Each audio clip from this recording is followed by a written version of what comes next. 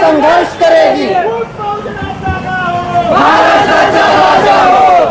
बहुजन Republican socialist party के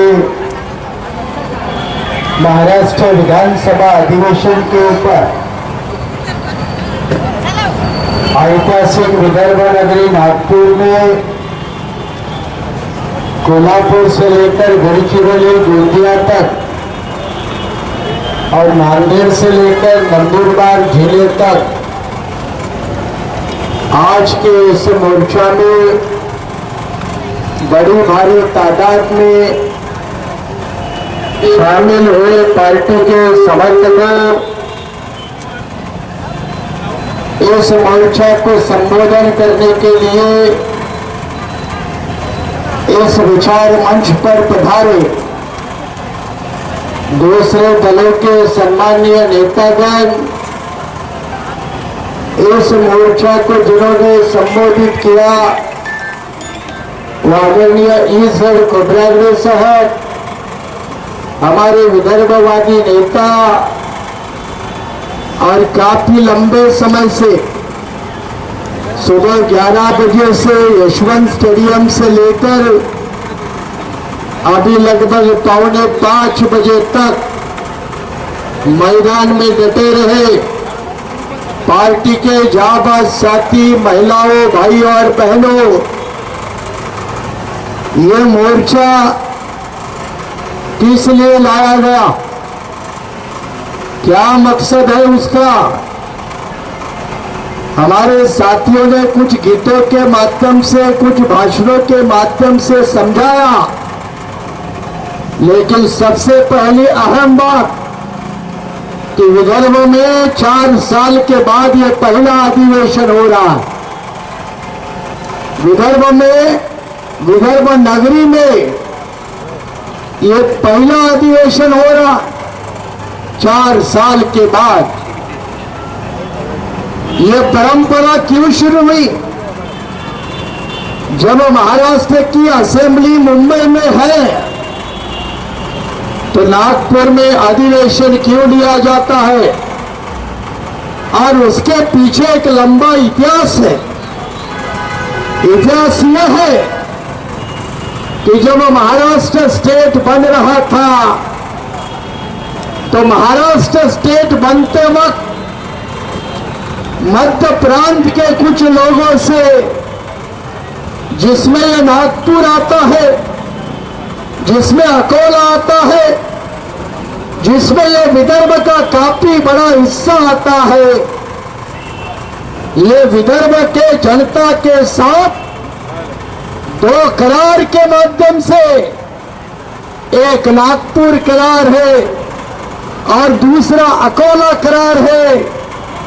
ये दोनों करार के माध्यम से जब महाराष्ट्र का निर्माण हुआ तो विदर्भ के जनता के साथ न्याय किया जाएगा, यह आश्वासन विदर्भवादी जनता को दिया था।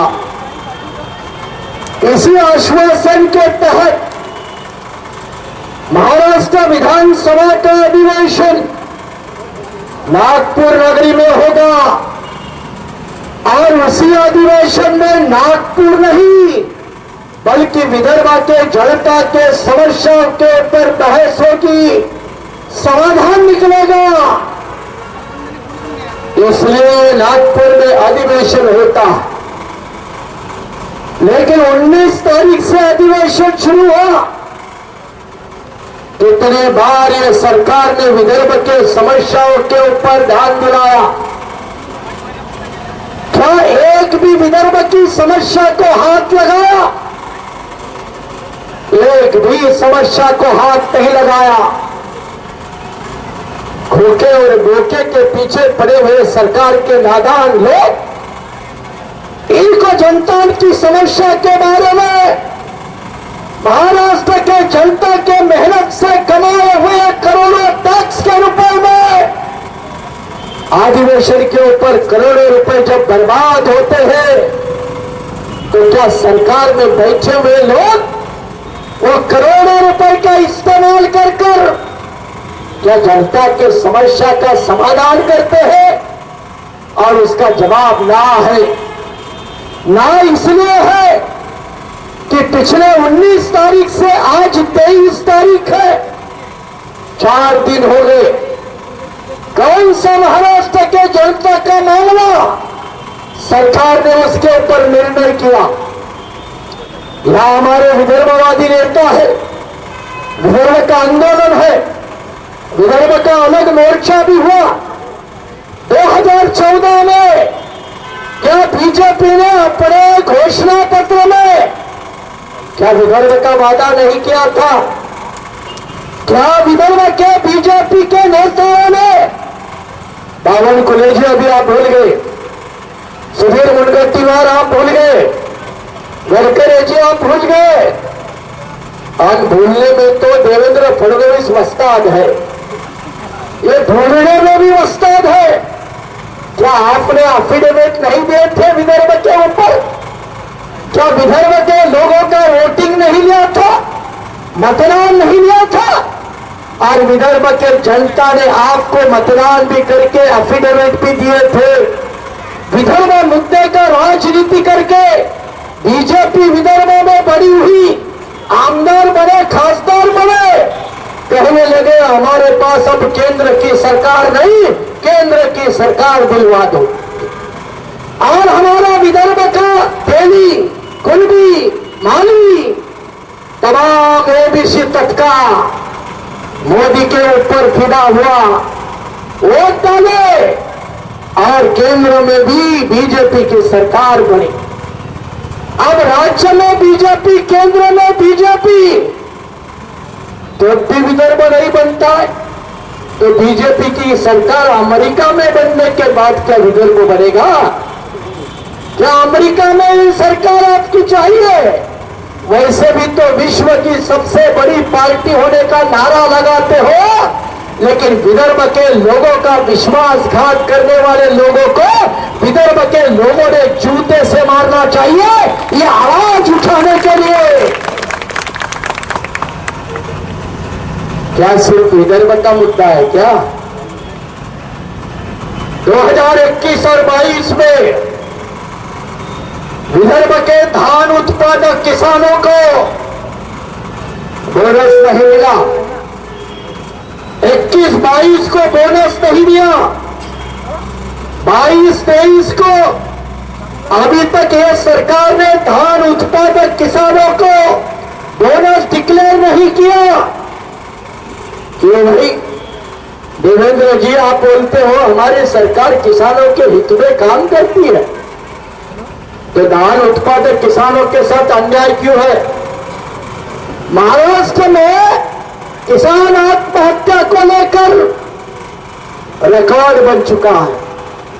पूरे देश में सबसे ज्यादा किसान और खेतीहर मजदूर अगर आत्महत्या करते हैं तो कौन से प्रदेश में? महाराष्ट्र प्रदेश में। क्या इसकी शर्म सरकार में बैठे हुए लोगों को नहीं आने चाहिए? पहले भी सरकार में बैठे हुए लोगों को शर्म आनी चाहिए और वर्तमान में बैठे हुए लोगों को भी शर्म आनी चाहिए। और पिछले 8 महीने में अकेले विदर्भ में 991 किसानों ने आत्महत्या की। क्यों आत्महत्या की भाई? बीजेपी का ढिंढोरा पड़ने वाले, पंतप्रधान किसान योजना का ढिंढोरा पड़ने वाले भाजपा वालों, क्या फसल बीमा के नाम पर किसानों की लूट नहीं है करती है क्या फसल कंपनियां, बीमा कंपनियां? अरे 80 रुपए का चेक हाथ में थमा देते हैं किसानों के, 100 रुपए का चेक देते हैं किसानों के हाथ में। तो ये फसल कंपनियां, ये बीमा कंपनियां को सावधान करने वाली, प्रावधान देने वाली बीजेपी के सरकार, क्या ये निकम्मी सरकार नहीं है क्या? तो ये निकम्मी सरकार है और हमारा नारा होता है जो निकम्मी सरकार है वो सरकार बदलने की जरूरत होती है। तो ये निकम्मे सरकार बदलने का ऐलान करने के लिए ये बहुजन रिपब्लिकन सोशलिस्ट पार्टी का मोर्चा विदर्भ में अपने बाजू में, नागपुर के बाजू में भंडारा जिला। हमारे भंडारा के कुछ लोग मुझे नजर आ रहे, कुछ लोग तो नजर नहीं आ रहे। जो नहीं नजर आ रहे वो बाद में देखूंगा, जो दिखते हैं उनको पहले देखता हूं। समृद्ध मार्ग का उद्घाटन करने के लिए मोदी जी पहुंचे और उद्घाटन करते वक्त अपने भाषण में उनको भंडारा जिले का कोसी खुर्द याद आया।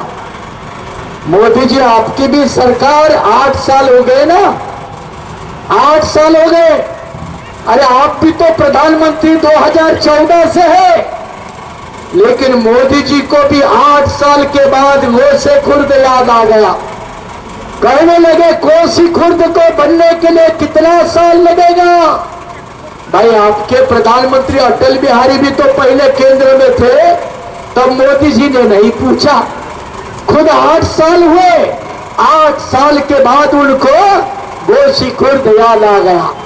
कोसी खुर्द डैम भंडारा में है और भंडारा के अकेले लगभग 27 गांव उठाए गए, लगभग 26-25 गांव नागपुर जिले के उठाए गए। कुल मिला के 49 विलेजेस, 49 गांव ये कोसी खुर्द डैम बनाने के लिए उठाए गए। क्या उनका पुनर्वसन हुआ? क्या उनका रिहेबिलिटेशन हुआ? क्या उनको पूरी नुकसान भरपाई मिली? आज तक नहीं मिली।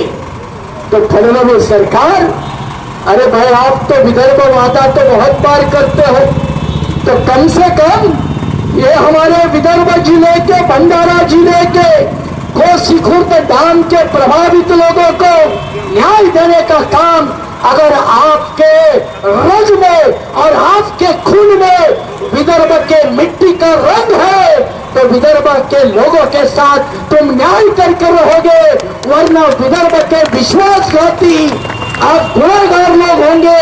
ये मैं खुले मन से आपसे ऐलान कर रहा हूं। क्या विदर्भ में गढ़चिरौली जिला नहीं है? क्या गढ़चिरौली जिले के लोग काफी लंबे समय से अहेरी जिले के निर्माण की मांग नहीं कर रहे? टोटल जियोग्राफिकल एरिया जो गढ़चिरौली का है, उसको ध्यान में रखकर अगर आप अहेरी जिला नहीं बनाते तो गढ़चिरौली लोगों के साथ आप अन्याय कर रहे हो। इसलिए इस मोर्चे की वो भी मांग है। हमारे खोबरागढ़ साहब भी गढ़चिरौली जिले में रह चुके हैं। आदिवासी बाहुल इलाके में पेशा कानून का राज होता है। उस पेशा कानून को पैरों तले दबाने का काम मोदी सरकार ने किया है। जिस गुजरात में 16% आदिवासी जनता है, 16% आदिवासी जनता, उस आदिवासी के हकों का पेशा कायदा मिटाने का काम बीजेपी सरकार गुजरात में कर रही है। उसी तरह महाराष्ट्र में भी पेशा कानून का सत्यानाश करने का काम जो आदिवासी हित के लिए 1996 में पार्लियामेंट ने यह कानून बनाया, बल्कि बीजेपी सरकार उसकी धज्जियां उड़ा रही है, आदिवासियों का सत्यानाश कर रही है। उसी गढ़चिरौली जिले में एक समय में यही देवेंद्र फडणवीस कहते थे कि सुरजागढ़ प्रोजेक्ट गढ़चिरौली में नहीं बनेगा, आदिवासी को हकों की रक्षा की जाएगी, पेशा कानून का पालन होगा। और जैसे ये केंद्र में सरकार है, राज्य में सरकार में बैठे, इन्होंने सुरजागढ़ प्रोजेक्ट को शुरू किया, खनिज उत्पादन को शुरू किया। और एक समय था जब फडणवीस से ये वादा किया था कि सुरजागढ़ से पैदा होने वाला खनिज की फैक्ट्री गढ़चिरौली में लगेगी, लोगों को रोजगार मिलेगा। और कुछ बीजेपी के नेताओं ने रोजगार देने के नाम पर झूठे फॉर्म भी भरकर हमारे आदिवासी लोगों को गुमराह किया। और रोजगार के लिए आंध्र प्रदेश, तेलंगाना, कर्नाटक से लोग लाए गए। क्या भाई ये महाराष्ट्र विरोधी काम नहीं है? क्या ये आदिवासी युवा विरोधी काम नहीं है? और इसलिए गढ़चिरौली जैसे जिले में भी आदिवासियों के साथ बड़ा बड़ा धोखा किया जाता है। ये बाकी आदिवासी नेता भी नहीं रखेंगे। गढ़चिरौली का मेंबर ऑफ पार्लियामेंट जिसका खुद का जाति का सर्टिफिकेट झूठा है, उसको नागपुर बेंच के सामने किसी ने चैलेंज किया है, वो आदिवासी है। लेकिन आदिवासी नेता लोग, आदिवासी एमपी एमएलए ये बीजेपी पे जाकर कुछ रामदास आठवले जैसे दलित नेता के सामने मुंह नहीं खोलते। ऐसे गद्दार नेता होते हैं। किसी ने ठीक कहा है कि भाई जुल्म का पेट एक दिन फटेगा जरूर, गरीबों का हक एक दिन फटेगा जरूर, लेकिन नापाक होती है कुत्तों की दोस्ती, काटेगा नहीं तो चाटेगा जरूर। ऐसे नेताओं के सहारे भारतीय जनता पार्टी आदिवासियों के साथ विश्वासघात कर रही है और इसलिए बीआरएसपी पुरजोर समर्थन करती है। सुरजागढ़ प्रोजेक्ट प्रभावित लोगों के दुख और दर्द का हल होना चाहिए। अहेरी जिले का निर्माण होना चाहिए। पैसा कानून का अमल होना चाहिए। और इसके साथ क्या भाई हमारे नागपुर के लोगों ने भी परसों बाबा साहब अम्बेडकर के स्मारक के लिए बड़ा मोर्चा निकाला। सारे लोग कूद पड़े। नागपुर में बाबा साहब नाम के थोड़ा बहुत भी झंडा उठा लो तो सोया हुआ गधा भी उठ जाता है, मरा हुआ गधा भी उठ जाता है, मुर्दा भी उठ जाता है। लेकिन उस मुर्दे को बाद में कांग्रेस वाले अपना झंडा लगाते हैं। उस मुर्दे के ऊपर भी राष्ट्रवादी के लोग अपना झंडा लगाते और अपने बाबा साहब का झंडा कहीं नजर नहीं आता। बीआरएसपी ऐसे मुर्दे को भी गाड़ना भी जानती है और बदलवाना भी जानती है और इसीलिए अंबादरी का स्मारक गिराया। क्यों भाई? फडणवीस जी क्या वजह थी? एनआईटी का घोटाला की चर्चा तो होती है विधानसभा में, अच्छी बात है। आरोप नगर विकास मंत्रालय चलाने वाले मुख्यमंत्री के ऊपर है।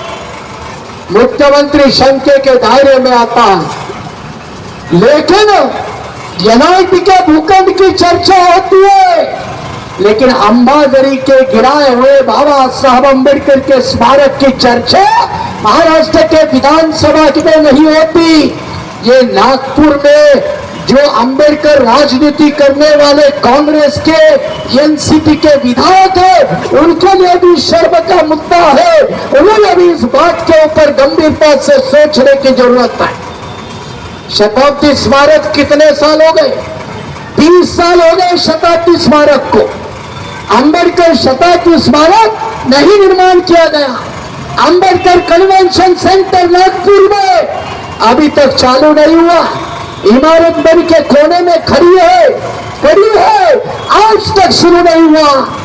अंबेडकर नाम का स्मारक कोई नहीं बनने देता, लेकिन ये अपने दलालों को जमीन देने के लिए अंबादरी का अंबेडकर स्मारक गिराकर वो जमीन किसी धुआं शेटों के नाम पर करने के लिए सरकार जब काम करती है तो कांशीराम जी ऐसे सरकारों को कभी कभी नालायक लोगों की सरकारें कहा करते थे। ये नालायक लोगों की सरकारें हैं और अगर नालायक लोगों की सरकारें अगर ये काम करेगी तो हमारे साथ कभी न्याय नहीं होगा और अन्याय का नया सिलसिला अब आपके सामने आ गया।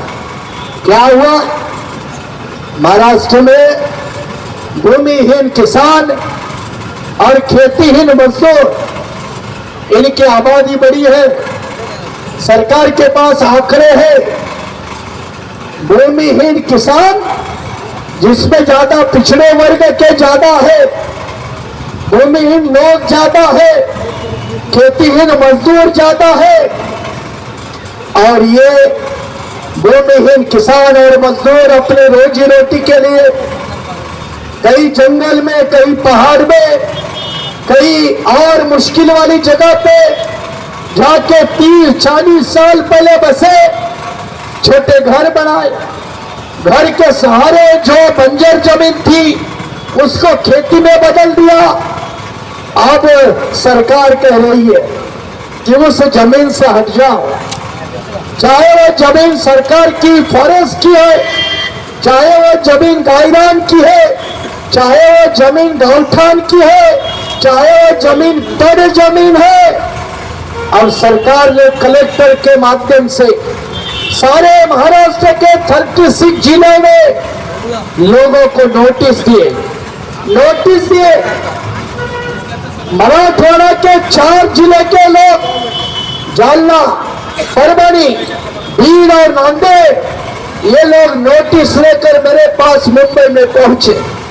मुंबई में नोटिस लेके 1 हफ्ते का समय था।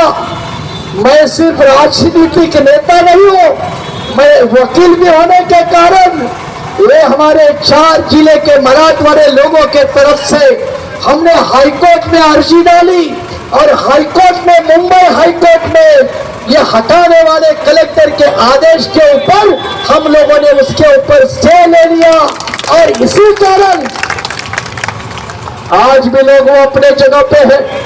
स्टे 24 तारीख भी चलेगा और उसके बाद भी सरकार में कोई भी बैठा हो या उसका बाप की भी क्यों न बैठा हो, आपको उस जमीन से कोई बेदखल नहीं करेगा।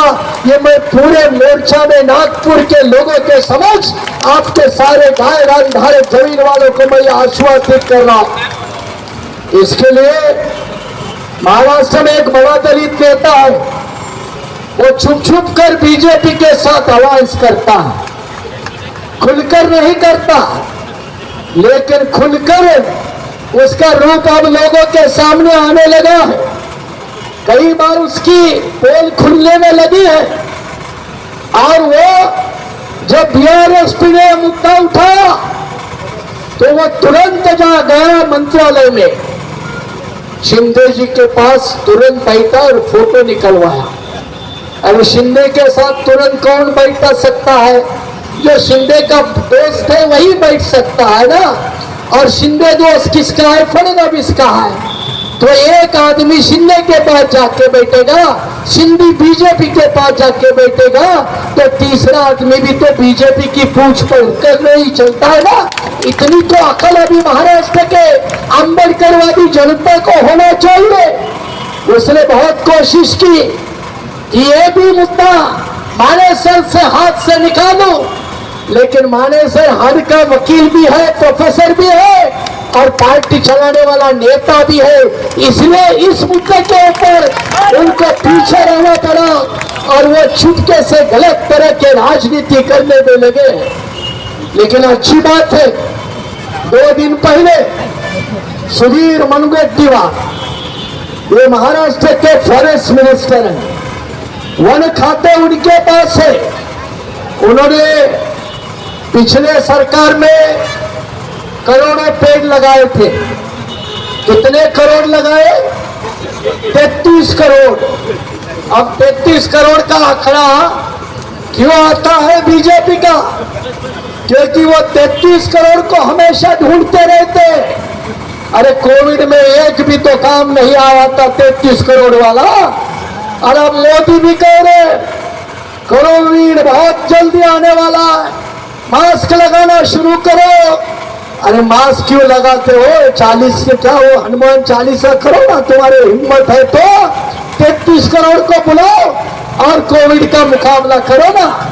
ये 33 करोड़ पेड़ लगाए थे। मुनगंटीवार जी के पेड़ 33 करोड़ किसने देखे? कह रहे भाई चंद्रपुर जिले वाले, ये हमारा किधर गया वो गायरान जमीन वाला एक लड़का है, किधर गया उसके 33 करोड़ पेड़? क्या नजर आते हैं? एक जगह भी नजर नहीं आते। लेकिन मुनगंटीवार ने 2 दिन पहले एक अच्छा बयान दिया। क्या बयान दिया? उन्होंने अपने एक बयान दौरान में विधानसभा के अंदर ये कहा कि महाराष्ट्र के सरकार के पास 36,000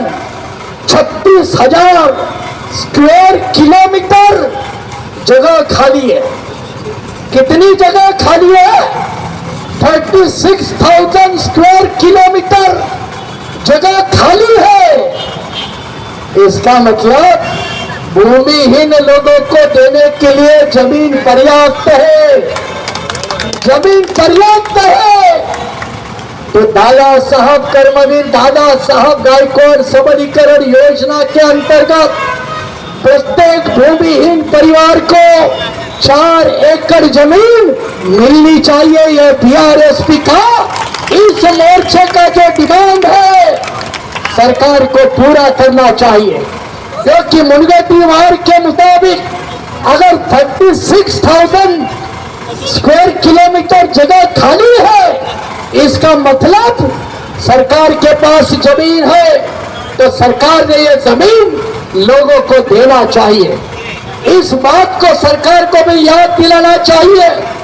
और इसके साथ ही कल हमारे आदिवासी लोगों का एक मोर्चा आया था, तो इस बात को लेकर आया था,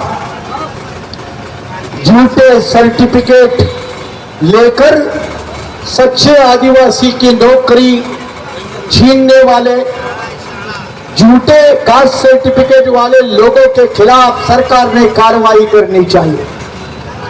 इसके लिए मोर्चा आया था, मोर्चा आदिवासी को आया था। लेकिन आपको बता दो 2017 में झूठे कास्ट सर्टिफिकेट लेकर सरकारी नौकरियों में आदिवासी की नौकरियां छीनने वालों के खिलाफ अगर पहला मुंबई हाईकोर्ट में रिट पिटीशन डाला है, तो वो भी डॉक्टर माने ने डाला है, किसी आदिवासी नेता ने नहीं डाला, आदिवासी नेता ने नहीं डाला, डॉक्टर माने ने डाला है।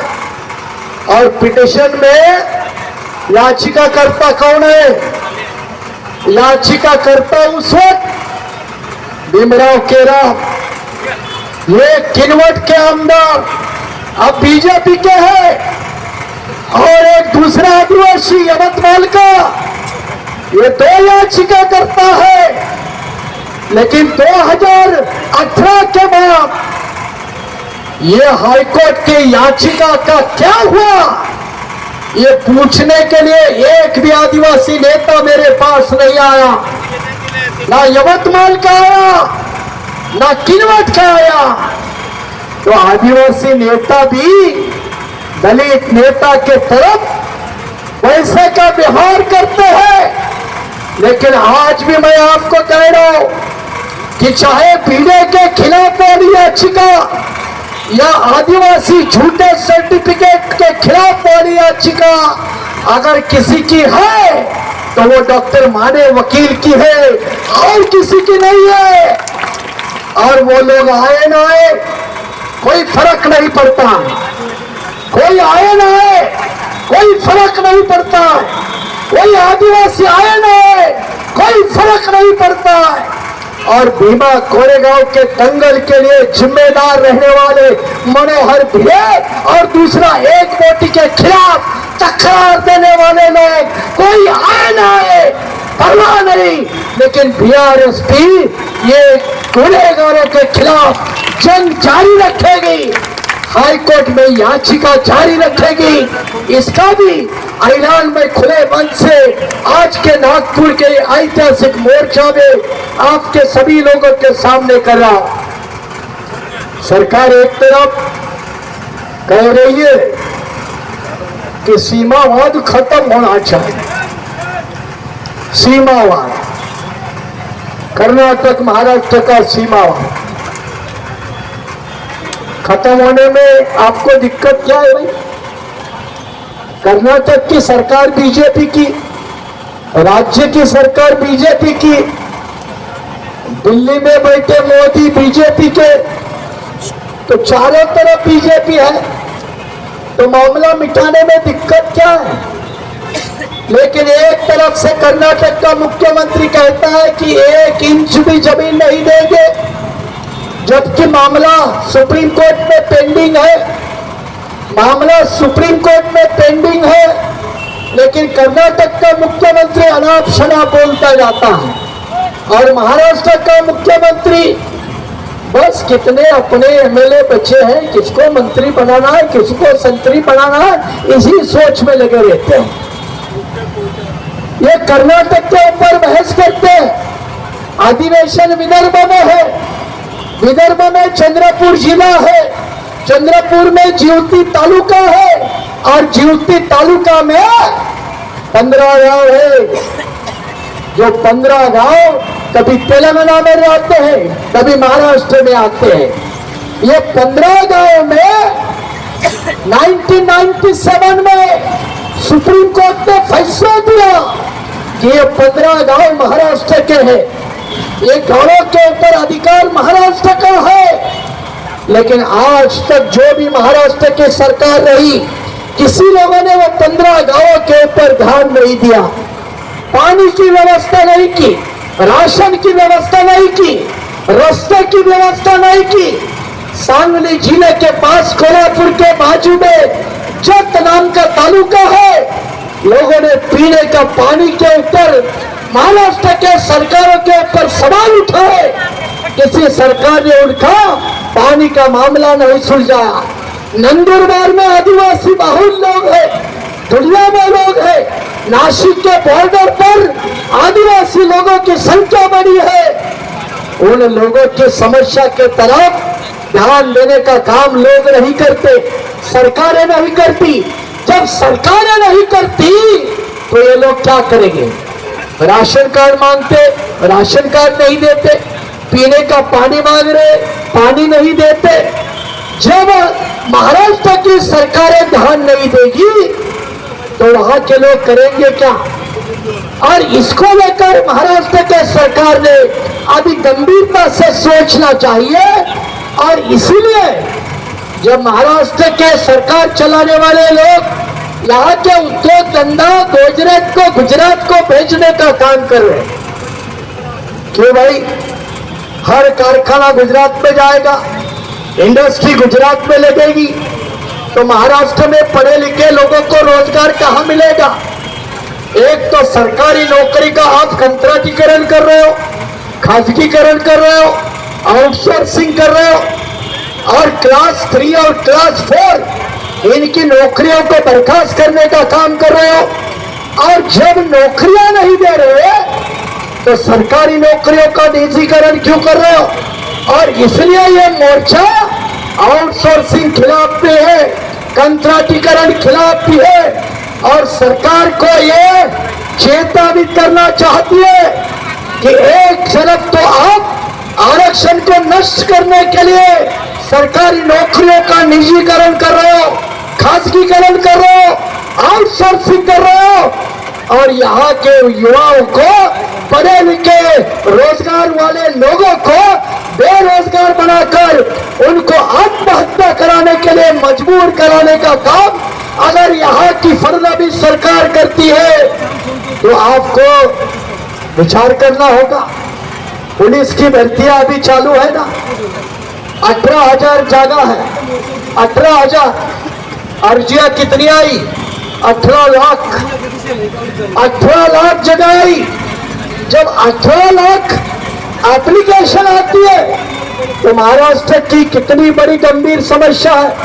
और इसलिए बेरोजगारी के समस्या को भी हम लोगों ने ध्यान में रखकर अभी आपको भी सरकार को कि भाई इसके आगे आउटसोर्सिंग नहीं चलेगा। और मैं आपको कह रहा हूं कि सरकार के निजीकरण नीति को, प्राइवेटाइजेशन के नीति को, आउटसोर्सिंग के नीति को मुंबई हाईकोर्ट के सामने चैलेंज करने वाला दूसरा नया रिट पिटीशन और किसी का नहीं है, डॉक्टर माने का है, और किसी का नहीं है, दूसरे किसी नेताओं का नहीं, दूसरा किसी पार्टियों का नहीं। वो भी रिट पिटीशन बहुजन रिपब्लिकन सोशलिस्ट पार्टी के तरफ से डॉक्टर माने का है। तो एक तरफ से अदालत की जंग और दूसरे तरफ से मैदान की लड़ाई लड़ने वाली अगर कोई पार्टी है तो बहुजन रिपब्लिकन सोशलिस्ट पार्टी है। और इसीलिए ये आज का जो विशाल मोर्चा लाया गया, इसमें कई मुद्दे हैं, कई मुद्दे। आखिरी मुद्दा यह है भाई कि महाराष्ट्र में बसवेश्वर को मानने वाले कई लोग हैं ना, महात्मा बसवेश्वर नागपुर में भी है, कोल्हापुर में है, सांगली सातारा में है, कर्नाटक में है। बसवेश्वर को मानने वाले बड़े लोगों की डिमांड है कि उनके लिंगायत धर्म को रिलीजियस माइनॉरिटी का दर्जा मिलना चाहिए। एक तरफ हिंदुत्व की राजनीति करने वाले भाजपा वाले और संघ परिवार वाले, इस देश में जो भी जन्मा है वो हिंदू है कहने वाले आरएसएस के सरसंघ संचालक, भाई आप वो लिंगायत धर्म वालों को भी आवाज सुनो। वो कह रहे कि हम हिंदू नहीं है, आदिवासी कह रहे हम हिंदू नहीं है, और बसवेश्वर के अनुयायी भी कह रहे हम हिंदू नहीं है, हम लिंगायत धर्म के हैं। तो उसका भी बीआरएसपी आज के इस मोर्चा में जाहिर समर्थन करती है। और कई कारखाने सरकार ने लिए लेकिन कामगारों को पैसा नहीं दिया। कन्नड़ में, औरंगाबाद जिले में एक कन्नड़ शुगर फैक्ट्री है, उसका बिक्री हुई 900 करोड़ रुपए लिया, लेकिन 900 करोड़ में से एक भी पैसा कामगारों को नहीं दिया। उसका भी लड़ा। अगर औरंगाबाद शहर में कोई लड़ता है तो बहुजन रिपब्लिकन सोशलिस्ट पार्टी लड़ती है, कोई दूसरी पार्टी नहीं लड़ती। और इसीलिए लोगों के हक और अधिकार की लड़ाई लड़ने के लिए रास्ते पर भी और कानून के माध्यम से भी हम अपनी पूरी तैयारी के साथ आने वाले दिनों में महाराष्ट्र की धरती पर सही फुले शव अम्बेडकर के औलाद बनकर अपनी पूरी ईमानदारी के साथ लड़ेंगे। और जो बेईमान है उनके भी कपड़े उतारने का काम करेंगे, जो नालायक है उनको भी दुनिया के सामने एक्सपोज करने का काम करेंगे और साफ कहेंगे कि तू इधर उधर की बात मत कर, ये तो बता ये कारवा क्यों लुट गया।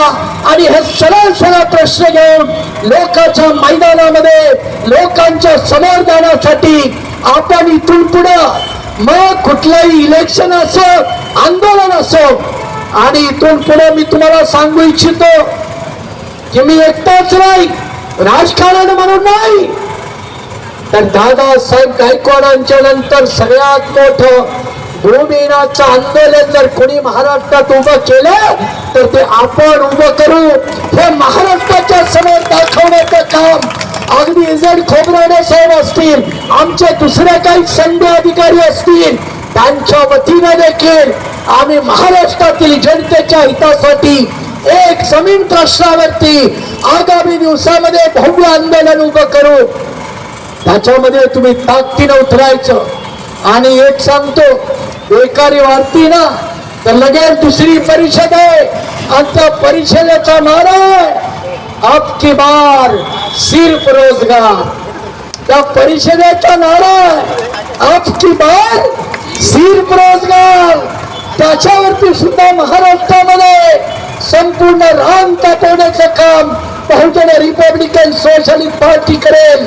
त्यामुळे कार्यकर्ते पदाधिकारी आपण गेल्यानंतर सदस्यता अभियान ताकदीने राबवा। उद्या नागपूरकरांची बैठक आहे, सकाळी 11 वाजता आहे, वेळेवर पोहोचा। पुन्हा फडणवीस गाडी पाठवेल म्हणून उशिराने येऊ नका, विदर्भावर अन्याय झाला हे वारंवार मांडू नका।